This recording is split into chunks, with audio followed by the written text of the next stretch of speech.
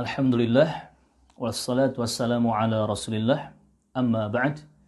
Teman-teman rahimani wa rahimakumullah, kita tahu Ramadan kita di tahun ini berbeda dengan Ramadan di tahun-tahun sebelumnya, di mana Ramadan di tahun 1441 Hijriah ini kita diuji dengan wabah yang mengancam nyawa-nyawa dan jiwa-jiwa kita. Ya, virus corona, virus COVID-19 masih menyebar ke sana ke sini, masih mengancam nyawa-nyawa kita. Namun ini bukan alasan untuk kita putus semangat melakukan amal-amal saleh, melakukan kebaikan, melakukan amal-amal ibadah di hari-hari yang istimewa ini, di bulan Ramadan Mubarak yang penuh berkah ini.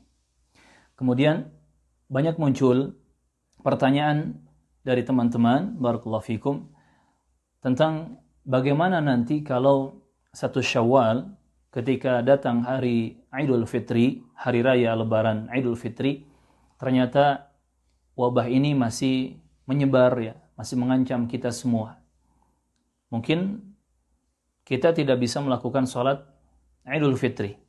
Di sini teman-teman rahimakumullah, kita hendaknya mendengar bagaimana arahan dan keputusan dari pemerintah kita. Karena taatnya kita kepada pemerintah itu merupakan bukti taatnya kita kepada Allah dan Rasulnya sallallahu alaihi wasallam. Andai pun nanti ternyata pemerintah memutuskan bahwa tidak boleh ada salat Idul Fitri di lapangan manapun, di musalla tanah lapang manapun, tidak boleh ada salat Idul Fitri. Demi apa? Demi aman dan selamatnya nyawa-nyawa kita. Demi tercapainya maslahat yang lebih besar untuk kita semua. Maka kita harus bersabar menerima keputusan seperti itu. Teman-teman rahimani rahimakumullah. Dan tentang salat Id di masa wabah seperti ini, apakah tetap kita kerjakan atau tidak perlu kita kerjakan? Di sini para ulama berselisih pendapat. Paling tidak ada 3 pendapat, ya, di kalangan para ulama. Ada yang mengatakan tidak ada sholat. Ada yang mengatakan di sini ada pilihan, boleh sholat, boleh tidak. Ada yang mengatakan tetap harus sholat. Pendapat pertama, yang mengatakan tidak ada sholat, ini seperti pendapat di sisi Syekhul Islam Ibnu Taimiyah rahimahullah ta'ala.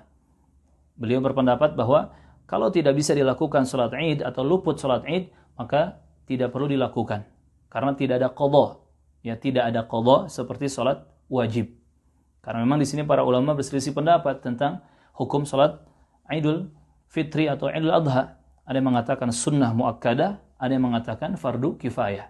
Ini pendapat yang pertama. Ibnu Taimiyah mengatakan tidak ada sholat. Yang kedua, boleh sholat, boleh tidak. Di sini ada pilihan. Sebagaimana pendapat di sisi Al-Imam Ibnu Qudamah Al-Maqdisi. Al-Imam Ibnu Qudamah Al-Maqdisi rahimahullah, beliau mengatakan jika seseorang luput darinya salat Id, maka dia tidak perlu mengqadha, tidak perlu mengganti. Ya, tidak perlu mengganti. Namun jika dia mau mengerjakan salat, silahkan saja. Boleh-boleh saja. Jadi di sini pendapat yang kedua ada pilihan. Yang mau salat ya silahkan, yang tidak mau salat ya silahkan. Pendapat yang ketiga, tetap dilakukan sholat walaupun tidak di lapangan, walaupun sholat Idnya tidak dilaksanakan berjamaah bersama kaum muslimin, ya, di lapangan. Ini tetap dilakukan sebagaimana pendapat jumhur atau mayoritas ulama. Mereka berpendapat sholat Id tetap dilakukan meskipun masing-masing atau meskipun di rumah masing-masing. Barakallahu fikum. Mereka berdalilkan dengan athar dari Anas bin Malik Abu Hamzah Al-Ansari radhiyallahu anhu, dan juga athar-athar dari beberapa tabi'in rahimahullahu ta'ala. Kemudian teman-teman rahimakumullah, mana pendapat yang lebih kuat? Maka di sini kita jawab bahwa perkaranya luas, ya, al-amru wasi', perkaranya luas. Yang berpendapat pertama tidak ada salat, yang berpendapat kedua boleh salat, boleh tidak, yang berpendapat ketiga harus tetap salat. Ini semuanya kita hormati, kita hargai, karena masing-masing memiliki pendalilan dan juga ada ulama-ulamanya. Barakallahu fikum. Tetapi menurut kami, pendapat yang terkuat adalah pendapat yang ketiga, di mana tetap ada sholat Id meskipun di rumah masing-masing atau bersama keluarga di rumah masing-masing. Berdasarkan athar dari Anas bin Malik radhiyallahu anhu ya, dan juga para tabi'in. Barakallahu fikum. Kemudian ketika kita sudah memutuskan bahwa tetap sholat walaupun di rumah, bagaimana cara pengerjaannya? Di sini para ulama berselisih pendapat. Salat Id yang dilakukan tidak di lapangan, salat Id yang dilakukan di rumah masing-masing, ini bisa dikerjakan 4 rakaat atau 2 rakaat. Adapun pendapat pertama, diganti dengan salat 4 rakaat. Ini seperti pendapat dari Ibnu Qudamah Al-Maqdisi rahimahullah ta'ala. Beliau berdalilkan dengan asar dari Abdullah bin Mas'ud radhiyallahu anhu, di mana Ibnu Mas'ud pernah mengatakan, "Man fatahul 'id falyusalli arba'an, wa man fatathu al-jum'ah falyusalli arba'an." Siapa yang luput darinya salat Id, maka dia hendaknya salat 4 rakaat sebagai gantinya. Dan siapa yang luput darinya salat Jumat, maka hendaknya dia salat 4 rakaat sebagai gantinya. Ini pendapat yang pertama, teman-teman. Dijelaskan oleh Ibnu Qudamah Al-Maqdisi dengan dalil ucapan Ibnu Mas'ud.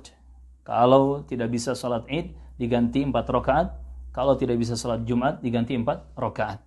Kemudian pendapat yang kedua bahwa salat Id tetap dilakukan 2 rakaat. Tetap dilakukan 2 rakaat.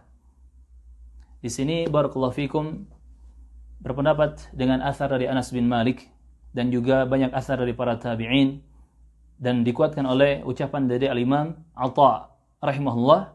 Beliau mengatakan, "Idza fatahul 'id shalla rak'atain." Jika seseorang luput dari salat Id, maka hendaknya dia mengerjakan salat 2 rakaat. Dan barakallahu fikum, perkaranya luas. Bagi yang mau mengganti dengan salat 4 rakaat, silahkan.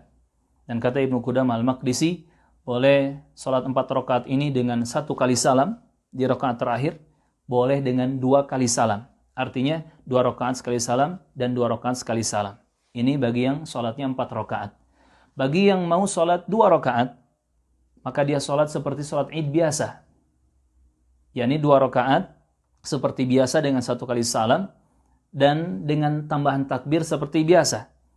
7 kali takbir sebagai tambahan di rakaat pertama dan 5 kali takbir sebagai takbir tambahan di rakaat kedua.